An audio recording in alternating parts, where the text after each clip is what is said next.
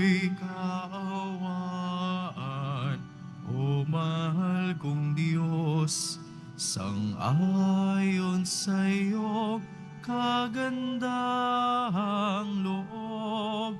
Mga kasalanan ko'y iyong pawid, ayon din sa iyong pag-ibig sa akin. Linisin mo sana ang aking karumhan at patawarin mo ang aking kasalanan. Ako'y kaawaan, o mahal kong Diyos, sang-ayon sa iyong kagandahang loob. Mga kasalanan ko'y iyong pawid, ayon din sa iyong pag-ibig sa akin.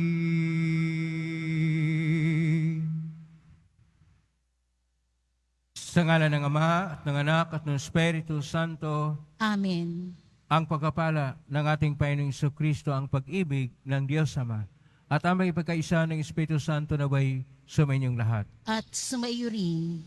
Mga kapatid, na sa unang Huwebes tayo ng buwan ng Marso, at nasa Huwebes tayo ng ikatlo na linggo ng Kwaresma. Kwaresma, 40 na araw na paghahanda natin sa Pasko ng pagkabuhay muli ng ating Panginoong Hesus. Isama natin sa misa natin ngayon ang mga intensyon para sa misa ngayon. Ang inyong mga intensyon kayong narito sa loob at sa labas ng Basilica Minor at Pambansang Nambana ni Jesus Nazareno. Ang mga intensyon naman nakiisa sa atin sa pamitan ng live streaming through Facebook Live, YouTube, X at iba pang social media dito sa ating bansa at iba't ibang dako ng mundo. Ang mga intensyon ng mga nakuspusting ng mga chapels, groups at communities. Idagdagin natin ang ating intensyon para sa kapayapaan sa buong mundo, lalo't higit na sa Israel at sa Ukraine. Mga kapatid, si Propeta Jeremias ay nagtuturo na ang mga tao, kahit na sila'y tinuturuan ng kabutihan at gumawa ng pagligtas at kababalaghan ang Panginoong Diyos na si Yahweh, sila hindi pa rin sumusunod kay Yahweh. Sa ating Ebanghelyo ni San Lucas, ang ating Panginoon ay gumawa ng iba't ibang mga palatandaan na siya ang Mesiyas. Pinalayas niya ang demonyo, pero hindi pa rin nanalig ang mga tao. Bagkus, sinasabi pa na ang kanyang pagpapalayas ng demonyo ay dahil sa demonyo. Mga kapatid, kailangan nating suriin ang ating mga puso at isipan na magkaroon tayo ng tunay na pananalig sa Diyos at nang tayo ay magkaroon ng buhay na ayon sa Kanyang kalooban. Ngunit sa mga sandali na tayo nagkasala at hindi tayo tumatalima sa Kanyang kalooban, dahil sa ating kahinaan at karupukan, dumulog po tayo sa mayong Panginoong nagpapatawad ng lubos. Sinugong tagapagpagaling sa mga nagsisisi, Panginoon, kaawaan mo kami. Panginoon, kaawaan mo kami. Dumating na tagapag-anyayang mga makasalanan ay magsisi, Kristo, kaawaan mo kami. Kristo, kaawaan mo kami. Nakaluklok ka sa kanan ng Diyos Ama para ipamagitan kami, Panginoon, kaawaan mo kami. Panginoon, kaawaan mo kami. Kaawaan tayo makapangyarihang Diyos, patawarin tayo sa ating mga kasalanan at patnubayin tayo sa buhay na walang hanggan. Amen. Manalangin tayo. Ama naming makapangyarihan, kami dumudulog sa iyong dakilang pag-ibig. Ngayon ang araw ng kaligtasan ay palapit ng palapit upang sa pagdiriwang ng pagkabuhay, kami lalong sumigasig sa pangitan ni Jesucristo kasama ng Espiritu Santo magpa sa walang hanggan. Amen. Maupo muna po ang lahat.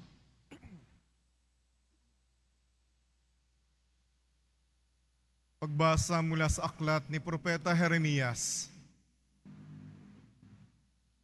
Sinasabi ng Panginoon, inutusan ko ang mga tao na sumunod sa akin upang sila'y maging aking bayan at ako naman ang Diyos nila.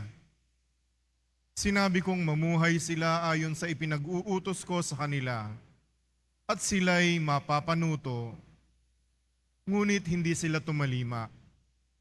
Ayaw nilang makinig sa akin. Sa halip, ginawa nila ang balang maibigan at lubusang nagpakasama. Sa halip na magpakabuti, mula nang lumabas sa Ehipto ang inyong mga ninuno hanggang sa araw na ito, patuloy akong nagsugo ng aking mga alipin, ang mga propeta. Subalit hindi niyo sila pinakinggan at pinahalagahan. Nagmatigas kayo at masahol pa ang ginawa ninyo kaysa ginawa ng inyong mga ninuno. Jeremias, sasabihin mo ang lahat ng ito sa kanila, subalit hindi sila makikinig sa iyo. Tatawagin mo sila, ngunit hindi ka nila papansinin. Kaya ganito ang sasabihin mo sa kanila. Narito ang bansang ayaw makinig sa tinig ng Panginoong kanilang Diyos at ayaw ituwid ang kanilang landas. Naglaho na sa kanila ang katotohanan at di man lamang nababanggit. Ang salita ng Diyos. Salamat sa Diyos. Panginooy inyong dinggin, huwag niyo siyang salungatin. Panginooy inyong dinggin, huwag niyo siyang salungatin. Tayo ay lumapit sa ating Panginoon, siya ay awitan. Ating papurihan ang batong kublihan, natit kalakasan. Tayo ay lumapit sa kanyang harapan na may pasalamat. Siya ay purihin ng mga awiting may tuwa at galak. Panginooy inyong dinggin, huwag niyo siyang salungatin. Tayo ay lumapit sa kanya'y sumamba at magbigay galang. Lumuhod sa harap nitong Panginoong sa ating lumalang. Siya ang ating Diyos, tayo ay kalinga niyang mga hirang, mga tupa tayong inaalagaan. Panginooy inyong dinggin, huwag niyo siyang salungatin. Ang kaniyang salita ay ating pakinggan. Iyang inyong puso'y huwag patigasin tulad ng ginawa ng inyong magulang. Nang nasa Meriba sa ilang namasa, ako ay tinuksot, doon ay sinubok ng inyong magulang. Bagamat nakita ang aking ginawang, sila'y nakinabang. Panginooy inyong dinggin, huwag niyo siyang salungatin. Magsitayo na po ang lahat.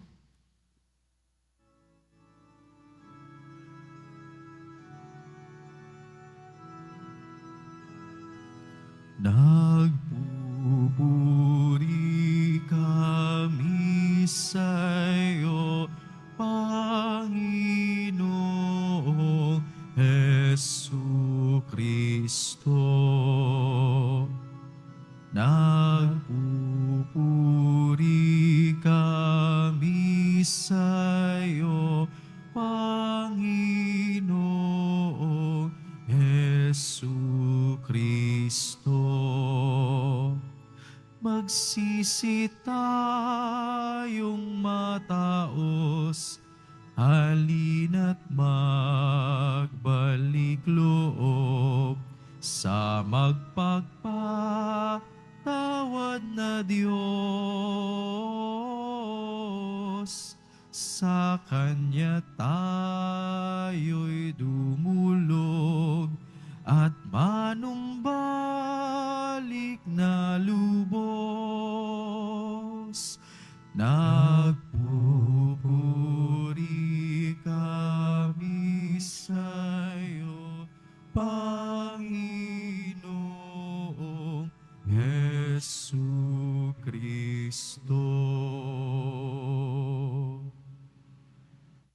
Sumainyo ang Panginoon. At sumayo rin. Ang mabuting balita ng Panginoon ayon kay San Lucas. Papuri sa iyo, Panginoon. Noong panahong iyon, pinalayas ni Jesus ang isang demonyong sanhi ng pagkapipi ng isang lalaki. At ito'y nakapagsalita na mula noon.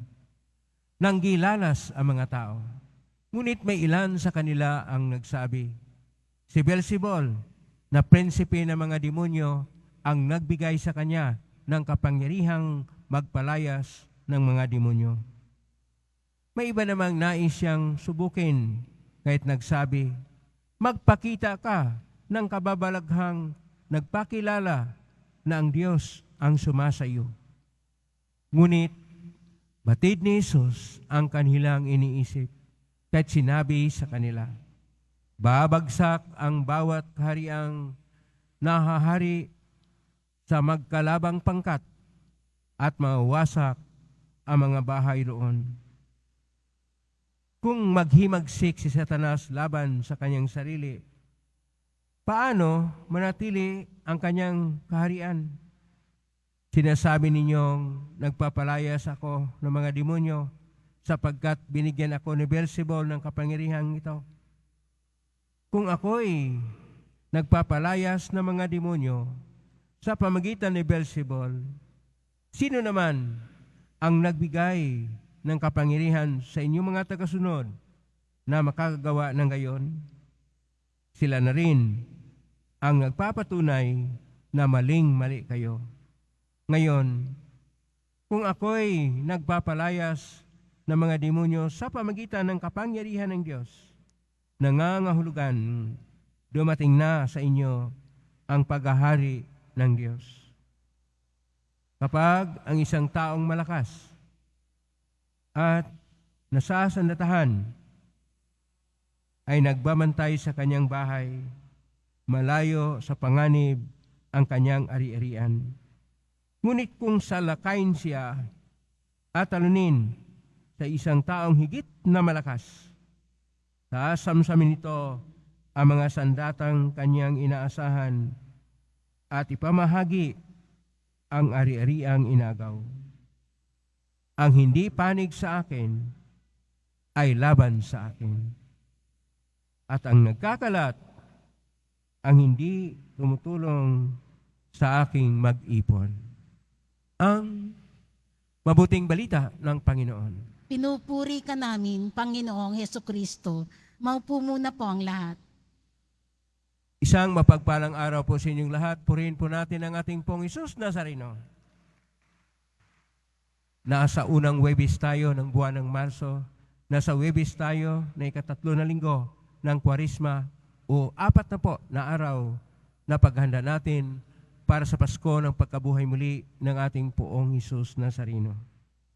Ang atin pong paksa ngayon ay ang pananalig at kawalan ng pananalig o ang sumasampalataya at ang kawalan ng pananampalataya.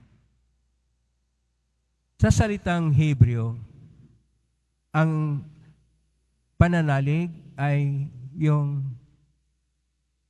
lehamin, yung sinatawag na amen. Pag tayo ay sumasagot na amen, ang ibig sabihin doon ay nananalig ako, nanampalataya ako. Ang walang pananalig ay loh lahamin.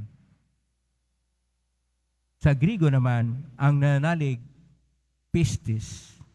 Dahil sa salitang koinoko na Griego ang ating bagong tipan, kaya ang nawala ng pananalig ay apistia o walang pananalig. Sa Latin, ang pananalig ay credo o credere. Ang hindi nanalig ay non-credere. Sa atin pong buhay, kailangan tayong manampalataya o mananalig sa isang maituring nating may kapal o banal o makapangyarihan at walang iba kundi ang Diyos. Maraming mga taong hindi nananalig dahil believe lang sa sarili o nanalig lang sa kanilang mga debosyon, mga pamahiin o dili kaya yung kanilang mga tradisyon. Sa ating unang pagbasa, Ito ang sinasabi ni Propeta Jeremias, Kapitulo 7, versikulo 23 hanggang 28, na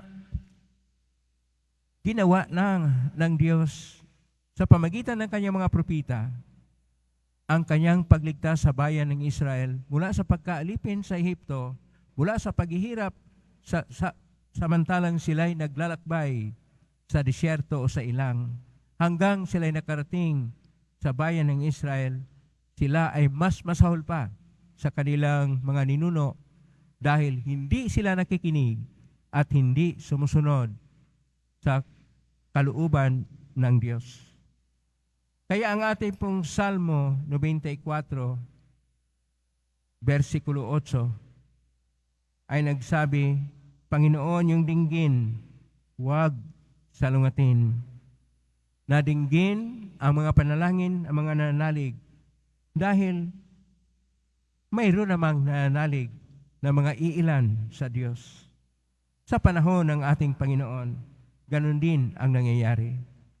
May mga tumatanggap, may mga naniniwala sa Kanya, may mga nananalig sa Kanya.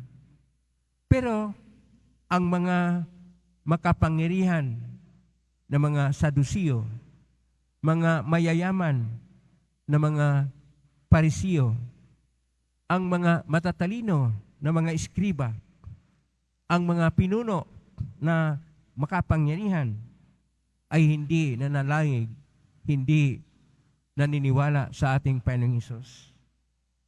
Marami siyang ginawa ng mga himala na hindi kayang gawin ng ordinaryo na tao upang ipahiwatig na siya nga ang Mesiyas na ipinangako ng Diyos sa kanila, dahil kung ang basihan ay ang sinasabi ni Propeta Isaiah sa aklat ni Propeta Isaiah, Kapitulo 61, verso 1 hanggang 2, na ang mga bulag ay makakita, ang mga bingi ay makarinig na, ang mga pilay at mga lumpo ay makakalakad na.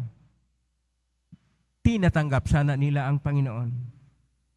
Ngayon sa ating Ebanghelyo ni San Lucas, Kapitulo 11, verso 14 hanggang 23, ang ating Panginoon ay pinalayas niya ang demonyo. Demonyo na dahilan na hindi makapagsalita yung tao. Kaya nung napalayas yung demonyo, nagsalita na yung tao.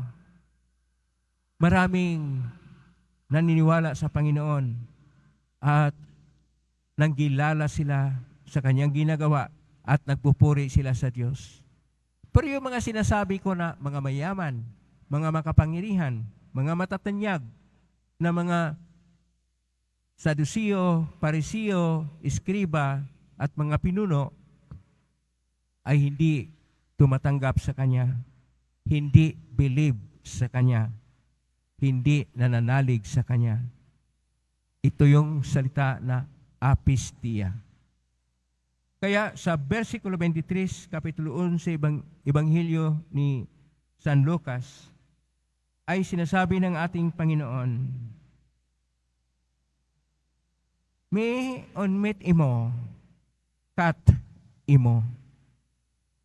Ang hindi panig sa akin ay kalaban ko.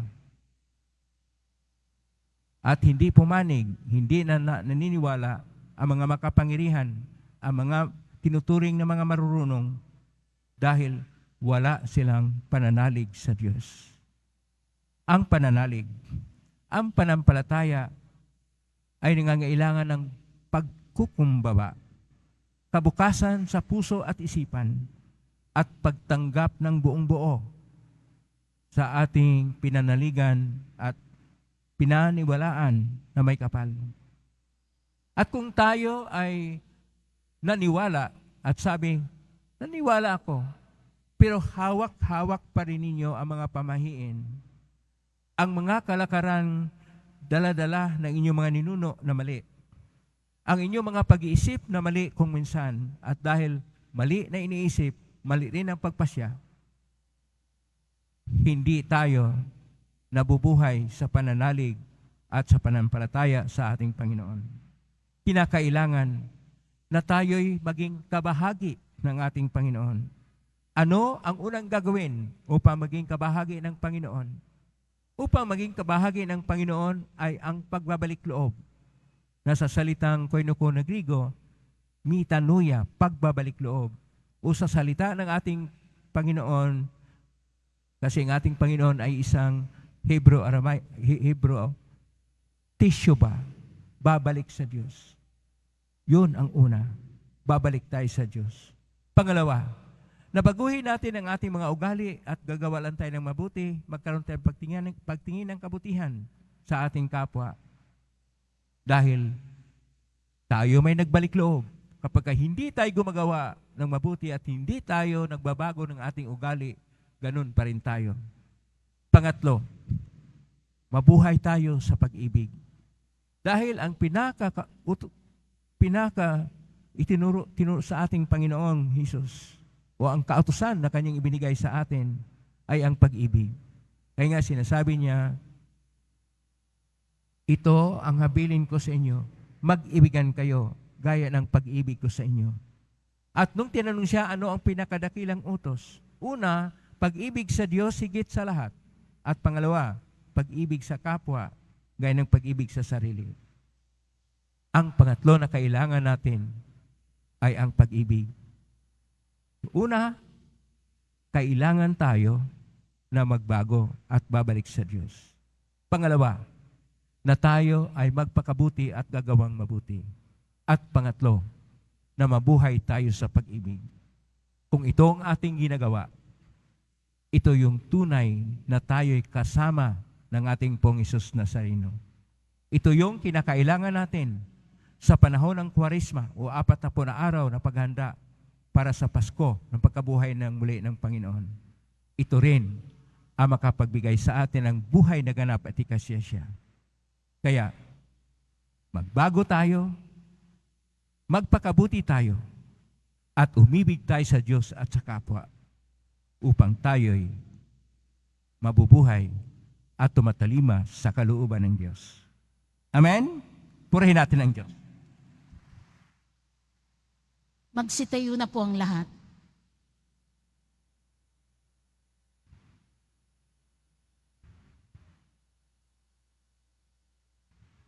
Minamahal kong mga kapatid, habang tayo ay natitipon kay Kristo na nangingibabaw sa lahat ng kasamaan, buong pagtitiwala tayong lumapit sa Ama, taglay ang ating mga kahilingan at atin pong itutugon, Ama, gawin mo kaming kaisa ng iyong anak. Ama, gawin mo kaming kaisa ng iyong anak. Ang simbahan naway magpanibago at magpatutuo ng tapat sa mga dapat pahalagahan sa buhay at tumulong sa muling pagbuo ng isang wasak na mundo. Manalangin tayo. Ama, gawin mo kaming kaisa ng iyong anak. Ang mga Kristiyanong mananampalataya naway magkaroon ng tapang na mangaral sa ngalan ni Kristo. Manalangin tayo. Ama, gawin mo kaming kaisa ng iyong anak. At tinawang buong pusong itaguyod ang pagtatanggol sa katotohanan at salungatin ang malikhaing pangaakit ng kasamaan. Manalangin tayo. Ama, gawin mo kaming kaisa ng iyong anak. Ang mga may sakit at may karamdaman, naway paginhawahi ng pag-ibig ng Diyos na kanilang nararanasan sa pangangalaga na mga taong kumakalinga sa kanila. Manalangin tayo. Ama, gawin mo kaming kaisa ng iyong anak. Sa tahimik, idulog natin sa Panginoon ang ating mga sariling kahilingan.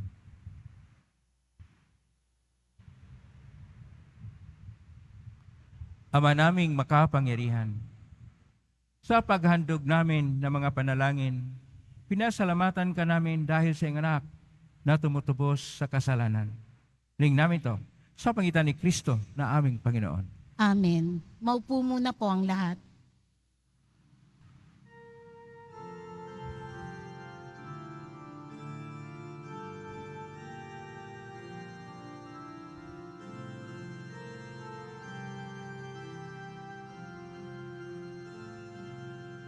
Sa iyo, Ama, aming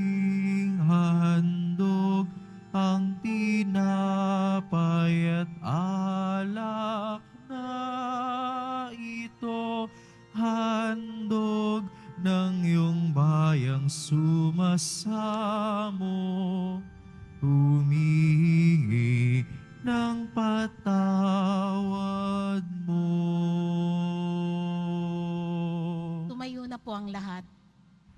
Manalangin kayong kapatid upang paghahain natin ay kalugdan ng Diyos Amang makapangyarihan. Tanggapin nawa ng Panginoon itong paghahain sa iyong mga kamay, sa kapurihan niya at karangalan sa ating kapakinabangan at sa buong sambayanan niyang banal.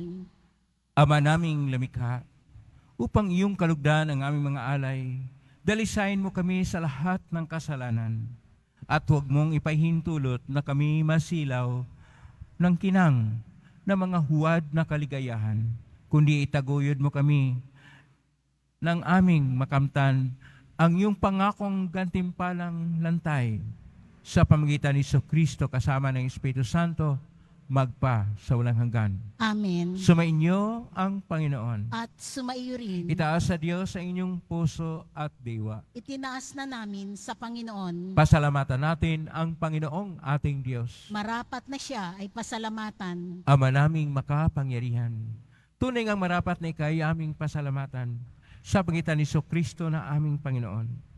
Sa aming kusang pagtitiis ng hirap, tinutulungan mong aming maitumpak ang kinamias ng pagsalungat sa panagutang iyong iniatas.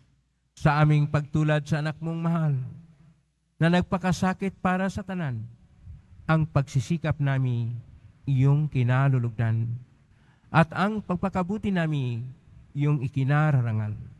Kay kaisa namang helsi si awit ng papuri siyang pay sa kalangitan, kami nagbubunyi sa kadakilaan.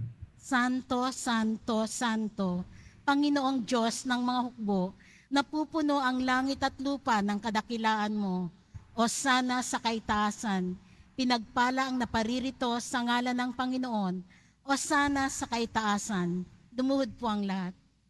Ama naming banal, ikaw ang bukal ng tanang kabanalan.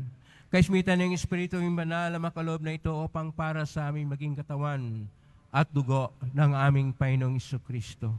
Bago niya pinagtiisang kusang loob na maging handog, hinawakan niya ang tinapay, pinasalamatan kanya, pinaghati-hati niya yon, iniabot sa kanyang malagad at sinabi, tanggapin ninyong lahat ito at kanin.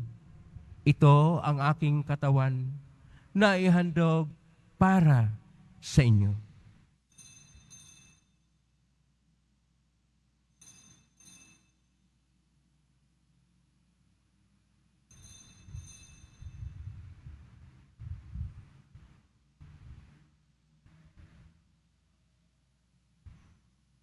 Gayon din naman nang matapos ang hapunan, hinawakan niya ang kalis.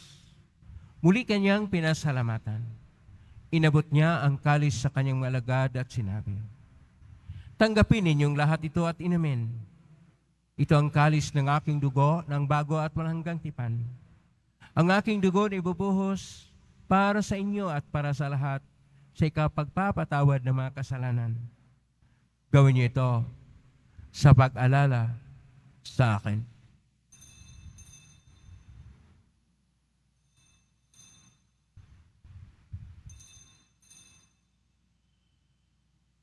Magsitayo na po ang lahat. Ang misteryo ng panampalataya. Si Kristo'y namatay, si Kristo'y nabuhay, si Kristo'y babalik sa wakas ng panahon. Ama, ginagawa namin ngayon ang pag-alala sa pagkamatay at muling pagkabuhay ng anak. Kaya't iniaalay namin sa iyo ang tinapay na nagbibigay buhay at ang kalis na nagkakaloob ng kaligtasan. Kami nagpapasalamat dahil kami may narapat na tumayo sa harap mo para maglingkod sa iyo. Isinasamo namin kaming magsasalo-salo sa katawan at dugo ni Kristo ay mabuklod sa pagkakaisa sa pamagitan ng Espiritu Santo. Ama, lingapin simbahang laganap sa buong daigdig. Pususin mo kami sa pag-ibig kaisa ni Francisco na aming Papa at ni Jose na aming Obispo at ng Tanang Kaparian. Alalahanin mo rin na mga kapatid naming nahimlay na may pag-asang sila'y muling mabuhay, gayon din ang lahat ng mga pumanaw. Kaawaan mo sila at patuloyin sa iyong kaliwanagan. Kawarin kaming lahat na makasalo siyang buhay na walang wakas. Kaisa naman ang Birhen Maria na Ina ng Diyos, ng kabiyak ng puso niyang San Jose, kaisan mga apostol, ni San Juan Bautista, ni San Roque, ni San Lorenzo Ruiz de Manila, ni San Pedro Calungsod at ang lahat ng mga banal na namuhay dito sa daigdig ng kalugod-lugod sa iyo, maipagdiwang nawa namin ang pagpupuri sa ikarangal mo sa pamagitan ng anak na aming Panginoong Hesus Kristo. Sa pamamagitan ni Kristo, kasama niya at sa Kanya, ang lahat ng parangal at papuri ay sa iyo, Diyos Amang makapangyarihan, kasama ng Espiritu Santo, magpasawalang hanggan.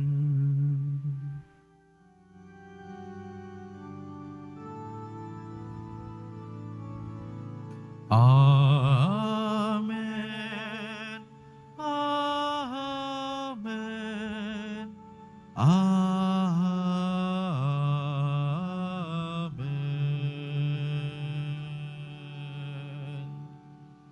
Sa tagubilin na mga nagagaling na utos sa turo ni Jesus na Panginoon natin at Diyos, ipahayag natin ng lakas loob.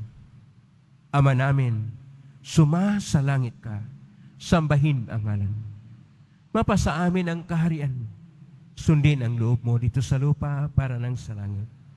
Bigyan mo kami ngayon ng aming kakanin sa araw-araw at patawarin mo kami sa aming mga sala para nang pagpapatawad namin sa nagkakasala sa amin.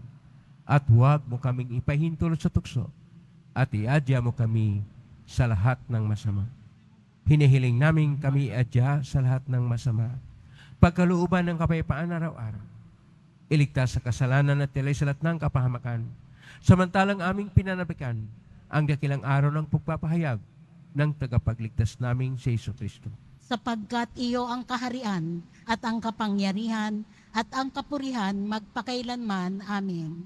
Panginoong Hesus Kristo, sinabi mo si mga apostol, kapayapaan ang iniiwan ko sa inyo, ang aking kapayapaan ay binibigay ko sa inyo. Tunghayan mo ang aming panampalataya at huwag ang aming pagkakasala. Pagkalooban mo kami ng kapayapaan at pagkakaisa ayon sa iyong kalooban, kasama ng Espiritu Santo, magpa sa walang hanggan. Amen. Ang kapayapaan ng Panginoon ay laging sumainyo. At sumayo rin. Magbigayin kayo ng kapayapaan sa isa't isa. Kordero ng Diyos na nag-aalis ng mga kasalanan ng sanlibutan, maawa ka sa amin. Kordero ng Diyos na nag-aalis ng mga kasalanan ng sanlibutan, maawa ka sa amin. Kordero ng Diyos na nag-aalis ng mga kasalanan ng sanlibutan, ipagkaloob mo sa amin ang kapayapaan. Lumuhod po ang lahat.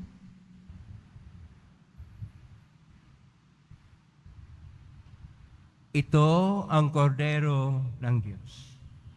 Ito ang nag-aalis na makasalanan ng sanlibutan.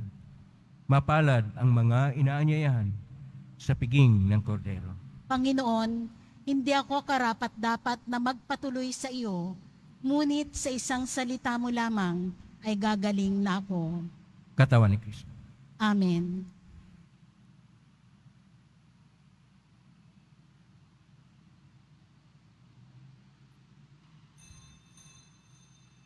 Para sa lahat ng tatanggap ng banal na komunyon, sasagot po tayo ng amen pagkasabi ng pari o ng lay minister ng katawan ni Kristo at isubo agad sa bibig bago umalis sa harapan ng pari o lay minister. Sumunod po tayo.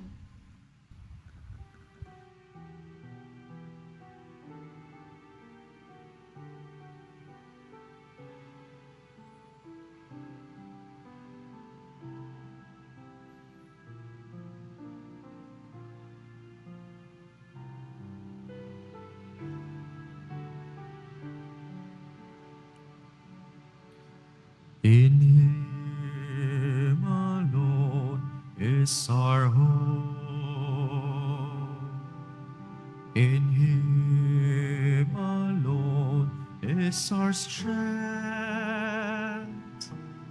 In Him alone are we justified.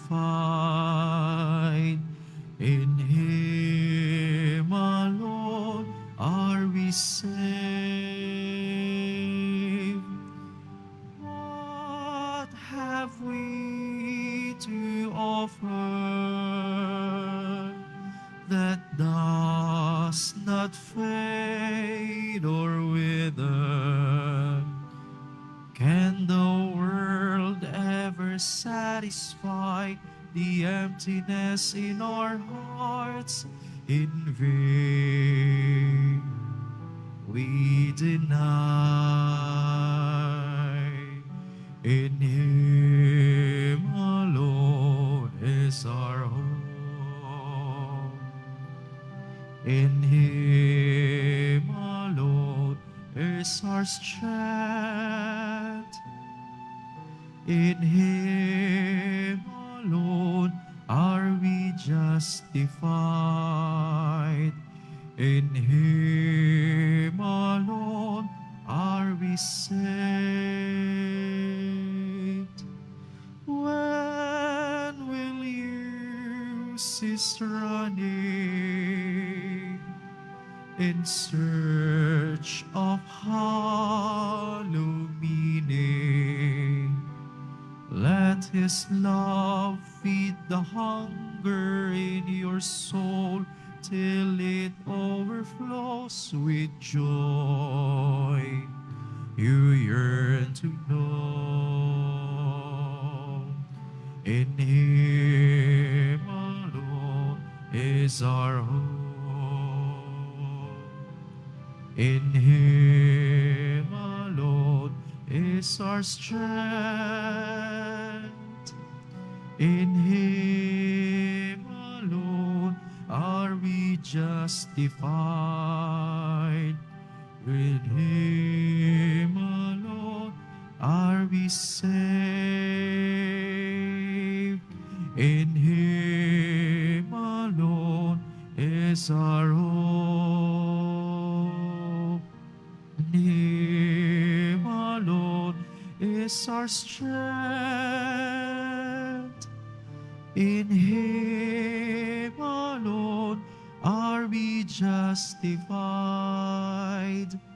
In Him alone are we saved.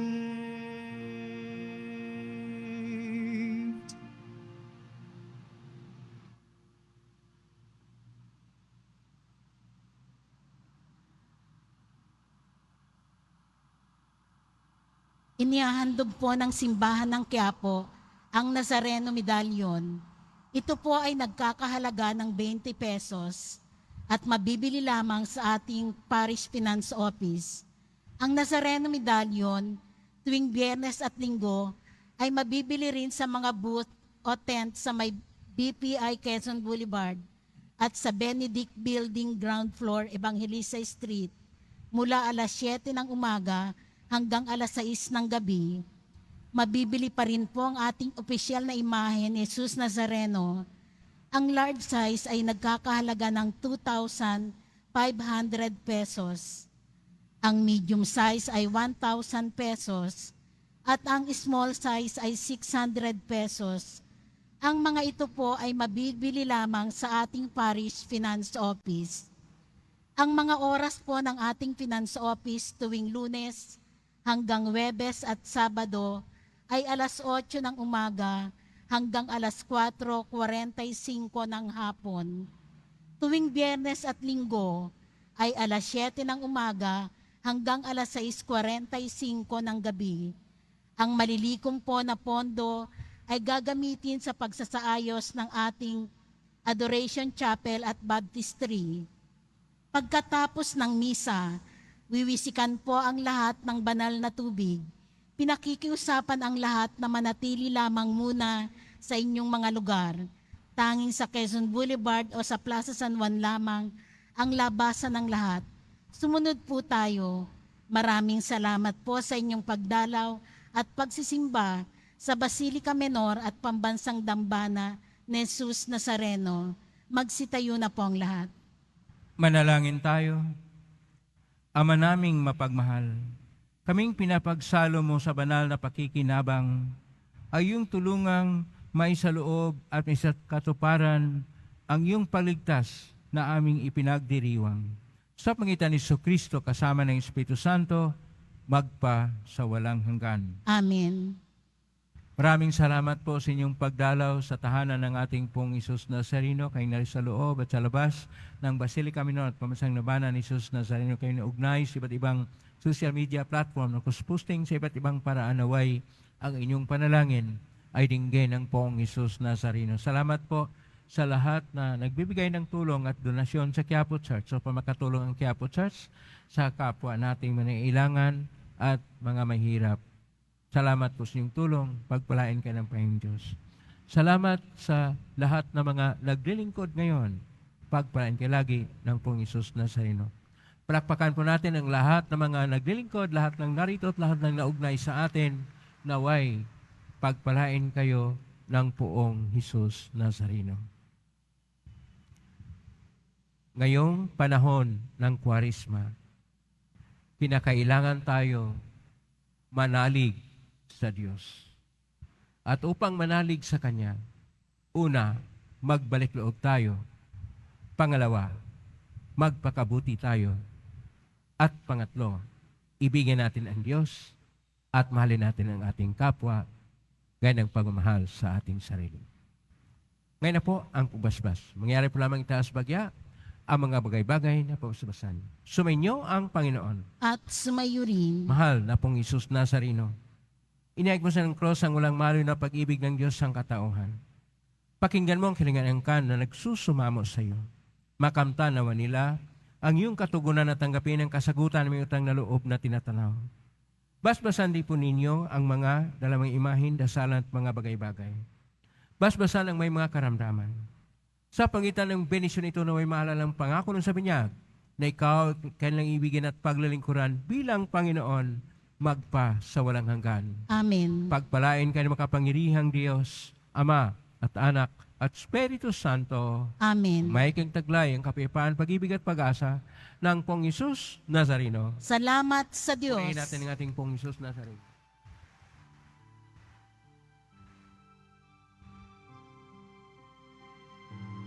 Nuestro Padre Jesús Nazareno, sinasamba ka namin,